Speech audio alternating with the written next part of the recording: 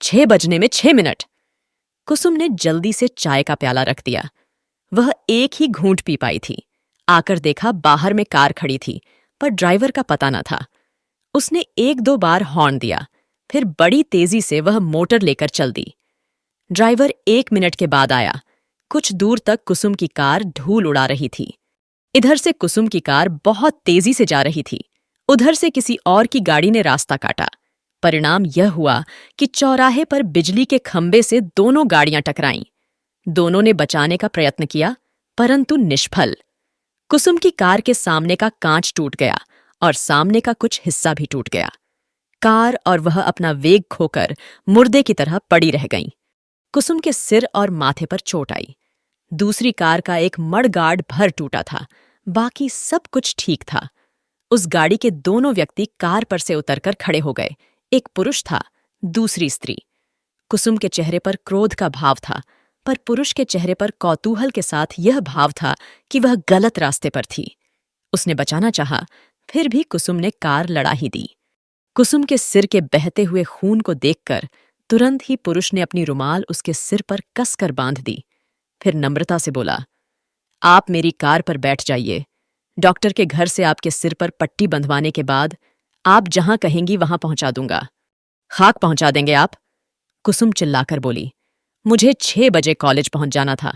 वहां लोग मेरी प्रतीक्षा में होंगे। तो आप ही कुसुम देवी हैं। आपसे मिलकर प्रसन्नता हुई, पुरुष ने कहा। जी हां, मैं ही कुसुम देवी हूं। धन्यवाद। और आपकी तारीफ? शिष्टाचार के तौर पर कुसुम ने पूछा। मैं हूं प्राणनाथ सहगल, पुरुष ने उत्तर दिया।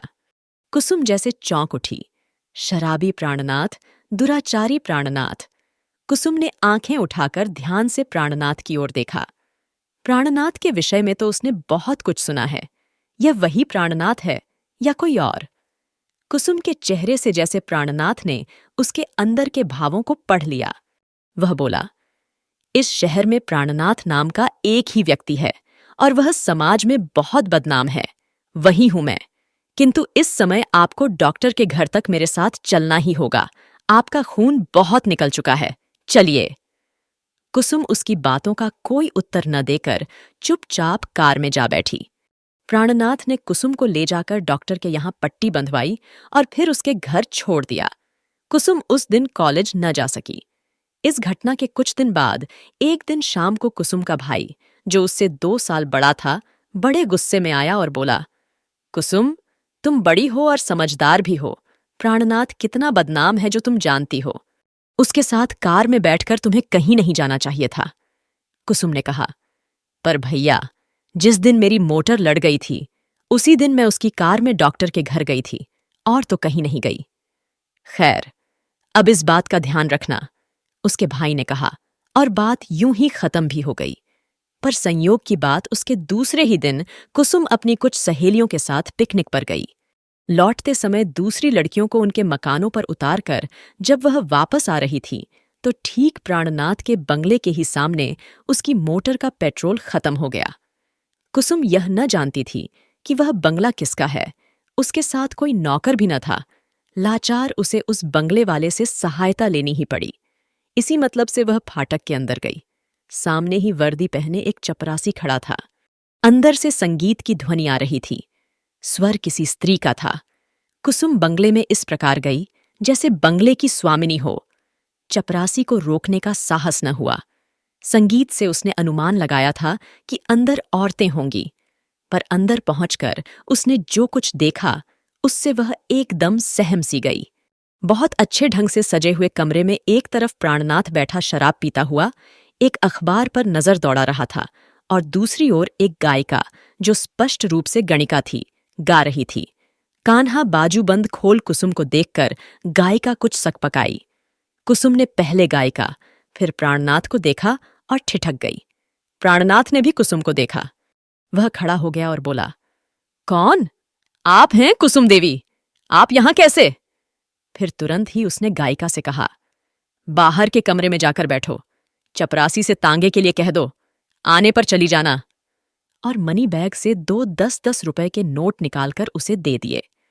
गाने वाली सलाम करके चली गई। फिर कुसुम से बोला, आपको आज अचानक अपने घर देखकर मुझे हर्ष भी है और दुख भी है कुसुम देवी। पर अपने सुख दुख की बात एक तरफ रखकर मैं आपके हित के ख्याल से कहूंगा कि आप इसके बाद मेरे घर कभी ना आइए। समाज की दृष्टि में मैं बहुत बुरा आदमी हूं और हूं भी बुरा। प्रमाण तो आपको आते ही मिल गया है। वह इतना कह जरा सा हंसा। इस हंसी की तह में जो प्रचंड विषाद छिपा था वह कुसुम से छिपा न रहा। पहली बार कुसुम को लगा जैसे प्राणनाथ सचमुच में बुरा नहीं है, पर वह बुरा बनने का प्रयत्न करता है। लोग उसकी बुराई करते हैं तो उससे उसे जैसे संतोष होता है।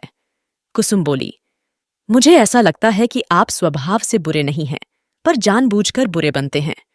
मार्मिक दृष्टि से कुसुम की ओर देखते हुए प्राणनाथ बोला, मैं बुरा हूं, आप मुझे अच्छा न समझिए।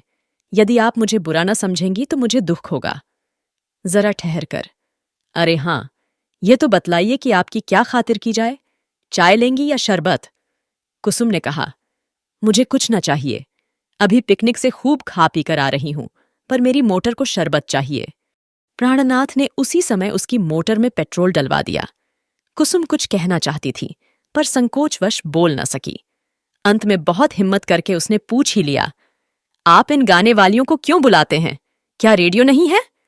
रेडियो की ओर उंगली उठाकर प्राणनाथ ने कहा, दोस्तों, ऐसे और भी इंटरेस्टिंग कहानियों के लिए मेरे चैनल को सब्सक्राइब करना मत भूलिएगा। तो आइए अब आगे सुनते हैं। रेडियो है तो इन्हें तो मैं सिर्फ बदनाम होने के लिए बुलाता हूं, और फिर इन गरीब स्त्रियों को बुलाता हूं जिनका नाचना गाना ही पेशा है, जिनकी युवावस्था समाप्त हो चुकी है, रूप रंग बिगड़ गया है और जिन्हें पेट भरने का और कोई चारा नहीं है। कुसुम ने पूछा, और शराब क्यों पीते हैं? अपने आप को मिटाने के लिए। रुपयों का और क्या करूं? प्राणनाथ ने विरक्ति के साथ उत्तर दिया, मैं इन दोनों बातों को नहीं पसंद करती। आपके पास बहुत रुपया है तो मुझे दे दीजिए, मैं उनका उपकारों में खर्च करूंगी। अधिकार के स्वर में कुसुम बोली, फिर आप शर्मा गई। उसे चाहने न चाहने का अधिकार ही क्या है? प्राणनाथ हंस पड़ा। वह बोला, आप नहीं चाहती तो न होगा, पर आप मेरी चिंता क्यों करती हैं? मैं तो जानबूझकर मिट रहा हूं और मिटने में ही मुझे संतोष है। पर इसका कारण क्या है? आग्रह के साथ कुसुम ने पूछा। कारण बहुत बड़ा है, जल्दी में मैं बतला न सकूंगा। आप घर जाइए, रात हो रही है, आपके घरवाले चिंतित होंगे। कहते हुए स्वयं प्राणनाथ ने दरवाजे का पर्दा हटा दिया। कुसुम बाहर निकली। प्राणनाथ भी आया। कुसुम की कार बाहर ही खड़ी थी। इस कृपा के लिए धन्यवाद कुसुम देवी, प्राणनाथ ने कहा।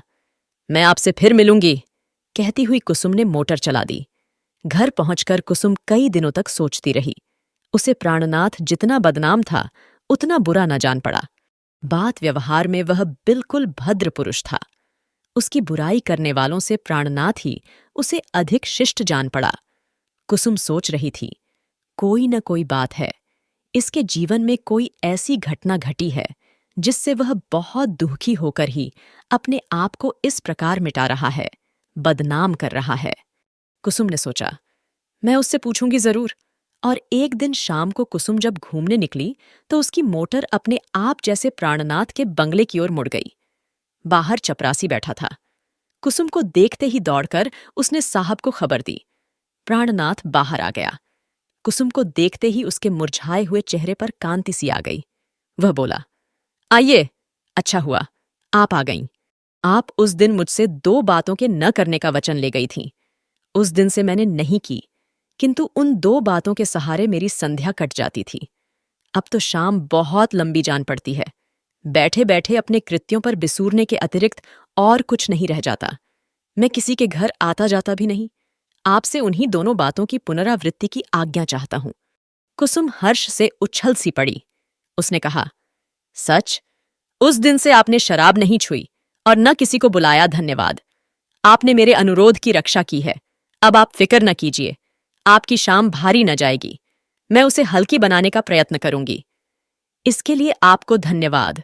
पर आप आज भी तो किसी पिकनिक से नहीं आ रही हैं? नहीं, आज चाय पीऊंगी मैं, बनवाइए। प्राणनाथ ने रसोइये को बुलाकर चाय बनाने को कहा। कुसुम कुछ सोचकर बोली, हां, मैं आपसे वह कारण पूछना चाहती हूं। यदि आपको कोई विशेष कष्ट न हो तो बतलाइए कि आपने अपने ऊपर इतना अत्याचार क्यों किया है? बुरे न होकर भी क्यों बुरे बन रहे हैं? दुराचारी न होकर भी क्यों अपने आप को दुराचारी साबित कर रहे हैं? इसकी एक कहानी है, कुसुम देवी। एक लंबी सांस के साथ प्राणनाथ ने कहा, मैंने एक स्त्री का जीवन बर्बाद किया है और बर्बाद करने के बाद अपनी जिम्मेदारी नहीं समझी। उस पर व्यर्थ का संदेह किया, उसे सताया और बड़े ही नाजुक समय में उसकी ओर से इतना उदासीन रहा, उसकी बातों को ठुकराया कि शायद वह गली गली टुकड़े मांगने तक को विवश हो गई हो। एक घटना ने मेरे संदेह को दूर कर दिया। मैंने अपनी गलती समझी और जाना कि वह बिल्कुल निर्दोष है। उसके साथ बड़ा अन्याय किया गया है। मैं उससे क्षमा मांगने, उसे लाने के लिए गया, किंतु तब तक उसका वहां पता ही नहीं था, कहीं भी पता नहीं लगा। न जाने वह कहाँ गई। इस ख्याल से भी मैं बहुत सी औरतों के यहां गया हूं कि न जाने कहां, किस अवस्था में मुझे रुक्मिणी मिल जाए। मैं उसका अपराधी हूं, कम से कम उससे क्षमा तो मांग सकूंगा। कुसुम ने कहा, बस, बहुत हो चुका। आपने अपने ऊपर काफी अत्याचार किया है। अब आप यह न करिएगा। आपने एक स्त्री के साथ अत्याचार किया है। कष्ट मुझे भी हुआ है, पर आप अपने ऊपर जो अत्याचार करते हैं उससे भी मुझे कष्ट होता है। अच्छा, मैं आपको कल अपने घर चाय के लिए निमंत्रित करती हूं। शाम को 5 बजे आ जाएंगे या कार भेजनी पड़ेगी? वैसे तो मैं आ जाऊंगा, पर आपके घरवाले इस बात को पसंद न करेंगे। मेरा आना उन्हें अच्छा न लगेगा। मेरे घर में कोई भी आपके खिलाफ नहीं है। कुसुम ने दृढ़ता से कहा, मेरे भैया जरा कुछ ऐसा वैसा कह रहे थे, पर मैंने उन्हें समझा दिया है। सभी आपसे मिलना चाहते हैं। कल आप आएंगे ना? जी हाँ, आऊंगा। ठीक 5 बजे? जी हाँ, ठीक 5 बजे। दूसरे दिन कुसुम ने चाय के लिए बड़ी तैयारी की। बहुत तरह की मिठाइयां और फल इत्यादि मंगवाए। कुसुम को पहले तो प्राणनाथ पर तरस आता था, अब वह उससे कुछ प्रेम भी करने लगी। उसने अपनी कुछ सहेलियों को भी बुलाया था। कुसुम अपनी सहेलियों से अनेक बार प्राणनाथ की चर्चा सुन चुकी थी। वे सब प्राणनाथ के नाम के साथ ही घृणा का भाव व्यक्त करती थीं। कुसुम उन्हें दिखला देना चाहती थी कि जिस प्राणनाथ को वे शराबी, बदमाश और वासना का कीट समझती हैं, वास्तव में प्राणनाथ वैसा नहीं है। उसने निश्चय किया कि पहले वह प्राणनाथ का परिचय किसी को न देगी। उसके बारे में सबकी राय जान लेगी, तभी बतलाएगी कि वह आदमी कौन है। उसका भाई घर में नहीं था।